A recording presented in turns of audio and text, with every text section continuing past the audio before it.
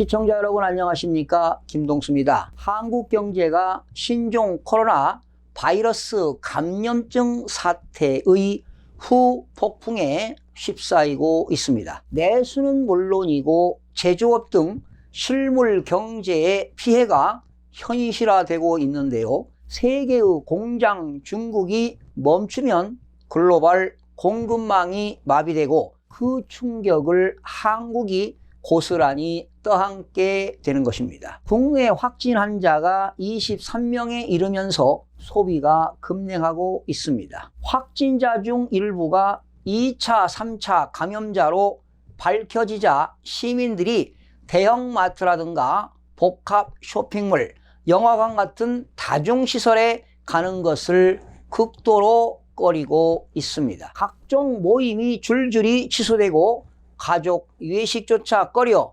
북적이던 유명 맛집들이 좌석의 절반도 못 채우고 있습니다. 중국인들이 많이 찾는 제주도는 국내의 관광객이 70%에서 90% 줄었고 수학여행이나 세미나 행사 등을 취소하겠다는 문의가 잇따르고 있습니다. 개학을 연기하거나 휴업한 유치원, 초등학교, 중고등학교가 전국에 300곳 이상 되고 문화센터는 환불 문의가 쏟아지고 있습니다. 최대 교역국인 중국이 침체되면 우리 수출은 타격이 불가피합니다. 수출 부진에다 내수까지 얼어붙는 상황이 장기화된다면 한국 경제는 그야말로 헤어나기 힘든 늪으로 빠져들 수밖에 없습니다. 정부는 반기업 반시장 정책을 펴면서 최저임금의 과속 인상, 주 52시간제 막무가내 적용 등으로 중소기업과 서민 경제를 벼랑 끝으로 내몰았습니다. 우한 폐렴 사태로 신용평가사인 스탠더드 앤드 푸어스는 올해 중국 경제 성장률이 기존 전망치보다 1.2포인트 낮아질 것으로 내다봤고요. 노무라 인터내셔널은 올 1분기 중국 실질 GDP 증가율이 전분기 대비 2%포인트 이상 떨어질 것으로 예상했습니다. 중국 정부 산하 중국 사회과학원도 1분기 성장률이 5% 밑으로 떨어질 가능성이 있다고 경고했습니다. 문제는 충격이 전 세계로 파급되며 피해를 증폭시킬 것이라는 점입니다. 글로벌 경제에서 중국이 차지하는 비중은 절대적입니다. 구매력 기준으로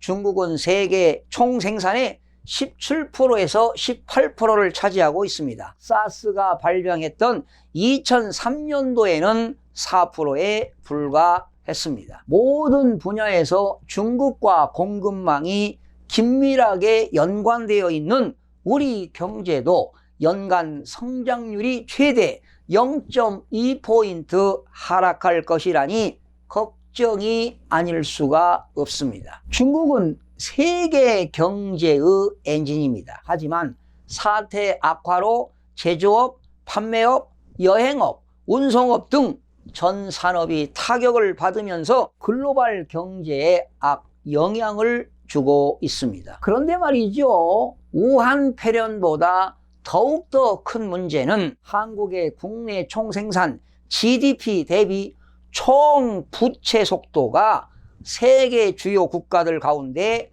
최고 수준으로 나타났습니다. 국제금융협회 글로벌 부채 모니터 보고서에 따르면 작년 3분기 말 기준 가계, 기업, 정부 빚을 합한 총 부채 증가 속도가 미국, 중국, 유로존 등 세계 주요 34개 지역 가운데 한국이 가장 높았습니다. 특히 가계와 기업의 빚이 크게 증가하고 있습니다. 가계부채는 GDP 대비 95.1%, 비금융 기업의 부채는 101.6%나 되었습니다. 경기 불황으로 기업들의 투자는 줄었는데 빚이 늘어났다는 것은 기업들이 이익을 내지 못하고 재무 구조가 악화되고 있기 때문입니다. 올해 전환사채 만기 도래액 43%는 한계 기업들이 발행한 것입니다. 여러분들 전환사채라는 거 알고 계시죠? 시비가 되겠는데 법인이 발행했던 그런 전환사채를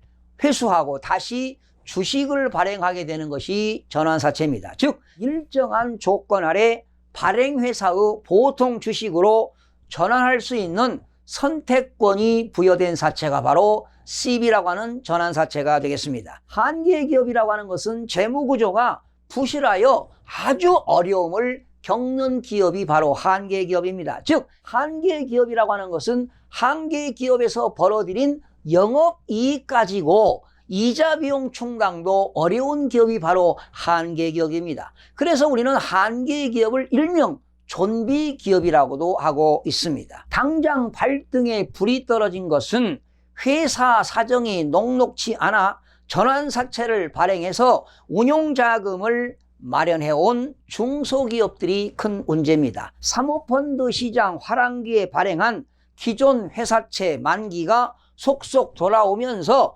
원리금 상환 압박이 커지고 있기 때문입니다. 지금처럼 기업들이 빚을 내서 빚을 갚는 상황이 계속된다면 금리가 상승 기조로 돌아설 때 경제 전체에 연쇄적인 위험을 유발하게 되는 것입니다. 1997년 외환위기도 기업들의 과도한 부채가 촉발이 된 것입니다. 정부가 최근 부동산 관련 대출을 규제하고 있음에도 가계부채가 계속 증가하고 있는 것도 큰일입니다. 부동산 가격이 상승되면 그렇게 별로 좋을 일이 없습니다. 많은 분들이 부동산 가격이 올라가면 가공이 생겼기 때문에 이러한 주택담보대출 및 가계대출을 증가시키기 때문에 이런 것들이 다시 부동산 가격 상승으로 이어지는 악순환이 되는 것입니다. 자영업자들이 형편이 어려워지자 사업자금이나 생계 목적으로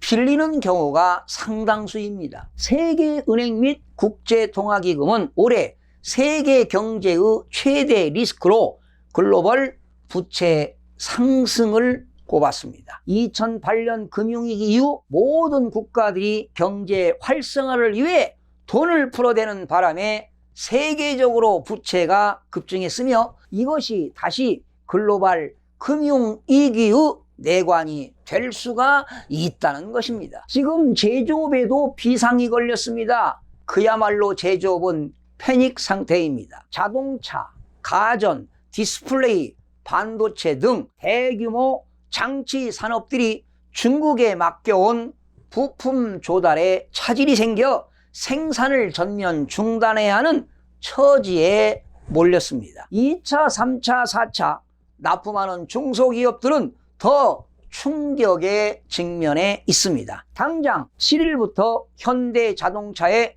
국내 전 공장이 멈춰서는 것 같은 초유의 사태가 어디까지 확산될지 아무도 알 수가 없습니다. 국내 주력 제조 대기업인 삼성과 LG, SK 등도 중국 공급망에 대한 긴급 점검에 나서서 비상이 걸린 상태입니다. 중국산 부품 조달에 제동이 걸리면 지난달까지 14개월 연속 뒷걸음친 수출에도 부정적인 영향을 미칠 수밖에 없습니다. 감염증의 국내 확산을 차단해도 국제적인 영향을 막기는 쉽지가 않을 것입니다. 미국 블룸버그 산하 경제연구소가 이번 감염증으로 중국 이외의 지역 중 홍콩에 이어 한국의 타격이 클 것이라고 진단하기도 했습니다. 세계 경제가 1분기에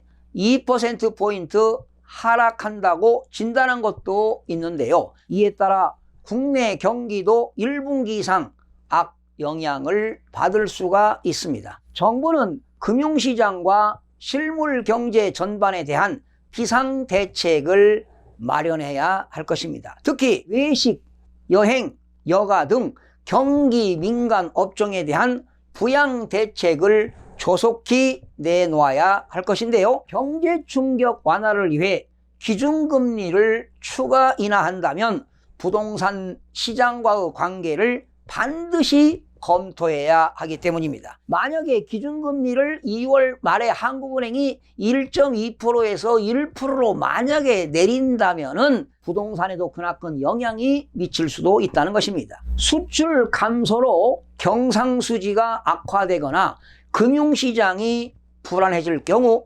환율이 높아지고 금값이 올라가고 외국인 투자자금의 유출도 우려가 됩니다. 경상수지를 높이기 위해서는 대중 수출 감소를 대체할 수 있도록 수출선을 다변화하고 수출기업 지원 정책을 사용해 수출의 급격한 감소를 막아야 할 것입니다. 정책당국은 환율을 안정시키고 경상수지 흑자를 유지해 외환시장을 안정시켜야 할 것입니다. 미국의 경기 회복으로 만약에 기준금리가 인상이 된다면 한국도 기준금리를 올릴 수밖에 없습니다. 이렇게 한계 기업과 한계 가구들은 금융비용 부담으로 시한폭탄을 맞게 될 것입니다. 채무가 많은 기업들과 가게들은 하루빨리 부채를 상환해 미래를 대비하는 것이 급선무일 것입니다. 지금 당장은 국민의 생명과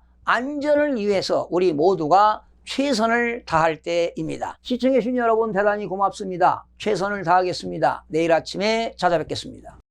마음이 드셨다면 구독, 좋아요 꼭 부탁드리겠습니다. 고맙습니다.